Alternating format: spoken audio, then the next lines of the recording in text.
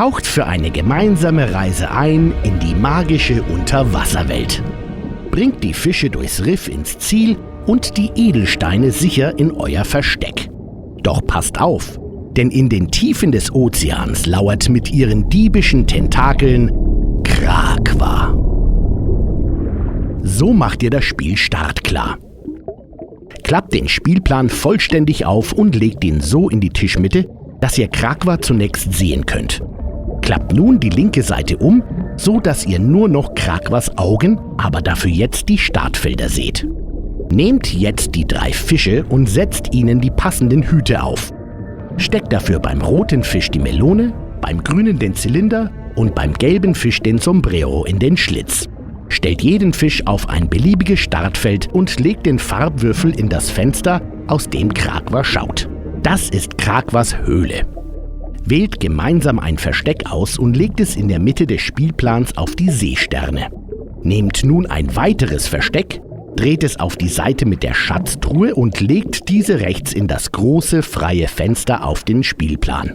Alle übrigen Verstecke legt ihr in die Schachtel zurück. Nehmt alle 16 Edelsteine und legt sie auf die Schatztruhe. Jeder von euch wählt jetzt eines der 4 Tiere aus und legt den Chip vor sich ab. Übrige Tierchips kommen zurück in die Schachtel. Mischt die 6 magischen Tore verdeckt und legt sie als Stapel neben dem Spielplan bereit. Zieht das oberste magische Tor vom Stapel und legt es mit der Torseite nach oben auf den ersten Riffbogen unten rechts auf dem Spielplan. Legt alle Muscheln als Vorrat neben den Spielplan. Je nachdem, welche der 3 möglichen Schwierigkeitsstufen ihr spielen wollt, nehmt ihr euch jetzt eine oder 2 Muscheln. Für die leichteste Variante nehmt ihr 2 Muscheln, sonst eine. Ebenfalls nach der Schwierigkeitsstufe richtet sich die Anzahl der Riffplättchen, mit denen ihr spielt. Für die erste oder zweite Stufe nehmt ihr einfach alle 12 Riffplättchen. Wollt ihr die Herausforderung der 3. Schwierigkeitsstufe annehmen? Dann legt eines der beiden Riffplättchen mit dem Schneckensymbol in die Schachtel zurück. Mischt die Riffplättchen und legt sie als Nachziehstapel auf die Sandbank links unten auf dem Spielplan. Zieht nun 2 Riffplättchen vom Nachziehstapel, dreht sie um und legt sie auf die ersten Riffplätze innen und außen. Die Plättchen liegen richtig, wenn der Sand auf dem Riffplättchen an den Sand des Weges angrenzt. Zum Schluss nimmt sich jeder von euch ein Riffplättchen vom Nachziehstapel, dreht es um und legt es vor sich ab. So wird gespielt. Das Spiel läuft über mehrere Runden. Jeder von euch ist genau einmal pro Runde an der Reihe. Aber es gibt keine feste Spielreihenfolge. Ihr entscheidet immer gemeinsam, wer von euch den nächsten Zug macht. Der Weg. Bevor wir den Ablauf einer Runde erklären, schauen wir uns kurz den Weg an.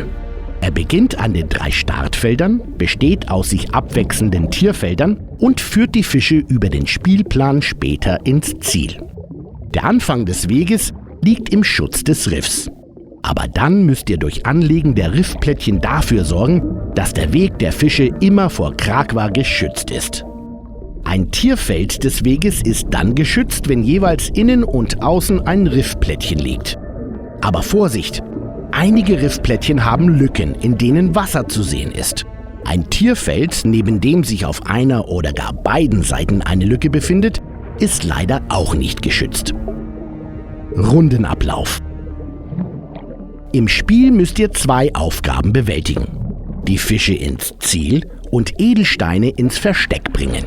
Welche Edelsteine das sind, hängt davon ab, für welches Versteck ihr euch beim Aufbau entschieden habt. Jeder Zug eines Spielers besteht aus 3 Schritten. Schritt 1. Riffplättchen anlegen. Lege dein Riffplättchen an den nächstmöglichen inneren oder äußeren freien Riffplatz an. Dabei musst du dein Riffplättchen immer vorne an das jeweils letzte Riffplättchen anlegen. Du darfst keinen freien Riffplatz überspringen.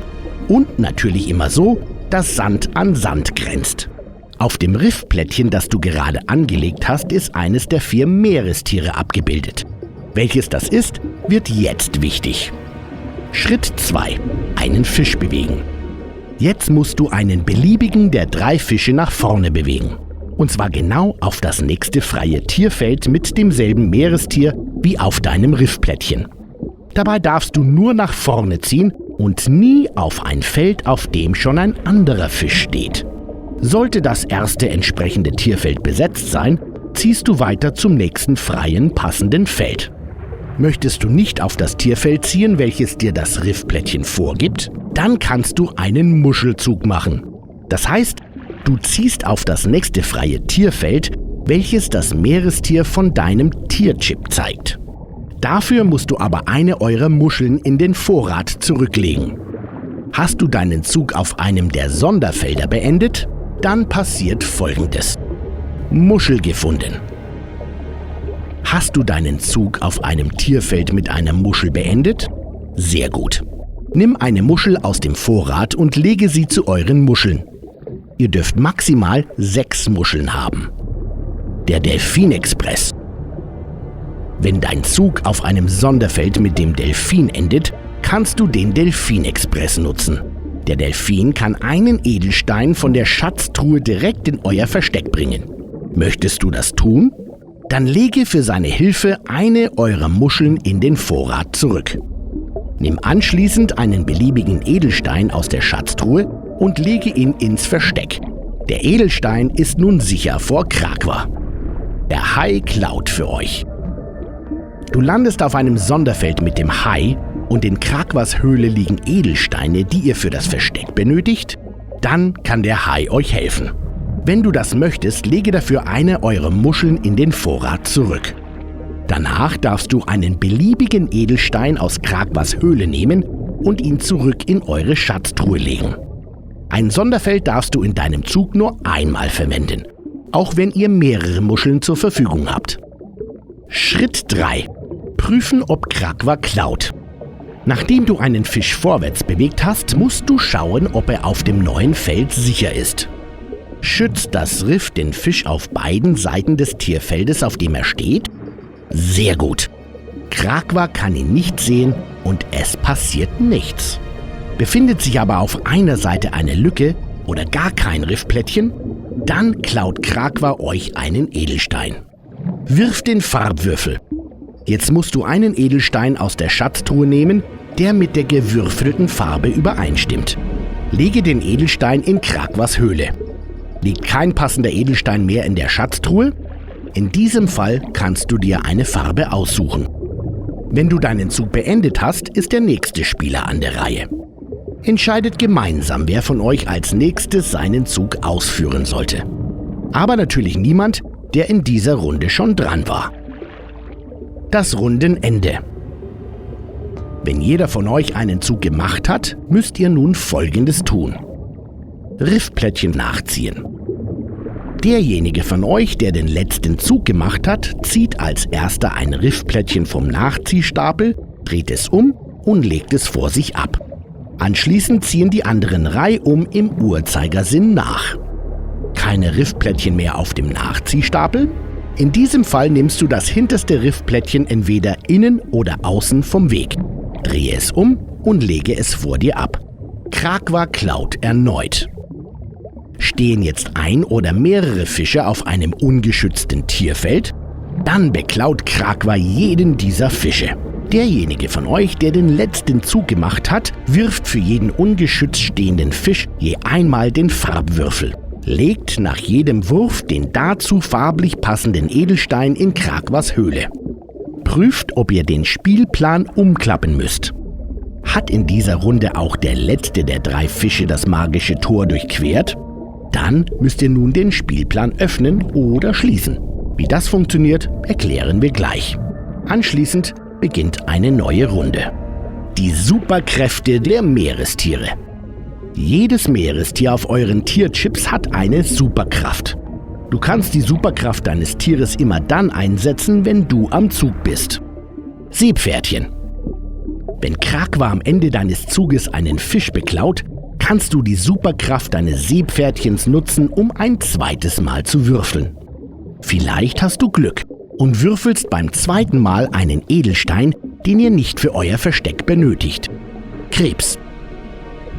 Immer wenn du eigentlich eine eurer Muscheln zurück in den Vorrat legen müsstest, kannst du die Superkraft deines Krebses einsetzen. Sein Geschick. Nimm die Muschel und flippe sie mit deinem Daumen in die Luft, und lasse sie auf dem Tisch landen. Jetzt gibt es 2 Möglichkeiten. Landet die Muschel auf der Muschelseite? Dann dürft ihr sie behalten. Du musst sie nicht in den Vorrat zurücklegen. Landet die Muschel aber auf der Wasserseite, musst du sie in den Vorrat legen. Schildkröte.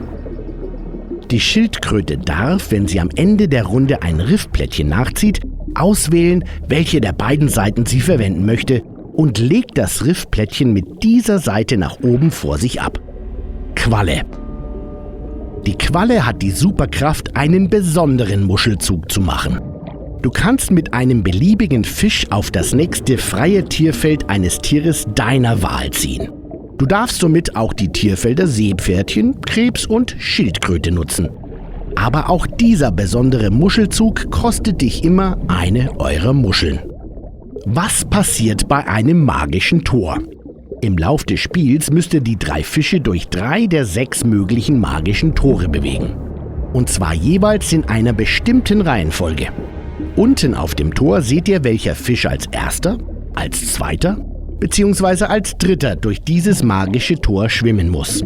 Dabei müsst ihr entweder auf die Hüte, die Farbe oder die Größe der Fische achten. Der Spielplan öffnet und schließt sich. Wenn alle Fische in der richtigen Reihenfolge durch ein magisches Tor geschwommen sind, spielt ihr die Runde noch zu Ende und nehmt danach das Tor vom Spielplan und legt es in die Schachtel zurück. War es das erste magische Tor, dann klappt die linke Seite des Spielplans auf. Eure Startfelder verschwinden und euer Weg setzt sich fort. Liegen auf dem Nachziehstapel noch Riffplättchen? Oh je, ihr verliert diese Riffplättchen. Legt sie in die Schachtel zurück. Zieht nun ein neues magisches Tor vom Stapel und legt es offen auf den zweiten Riffbogen. Habt ihr das zweite magische Tor durchquert? Dann klappt die rechte Seite des Spielplans zu. Ihr seht nun die Zielfelder. Liegen beim Schließen Riffplättchen auf der rechten Hälfte des Spielplans?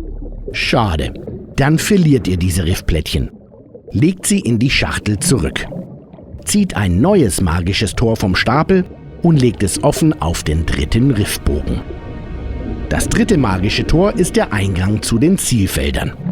Jedes der 3 Zielfelder könnt ihr mit einem beliebigen Meerestier erreichen. Haben alle Fische das dritte magische Tor in der entsprechenden Reihenfolge durchquert? Dann müsst ihr den Spielplan nicht mehr klappen.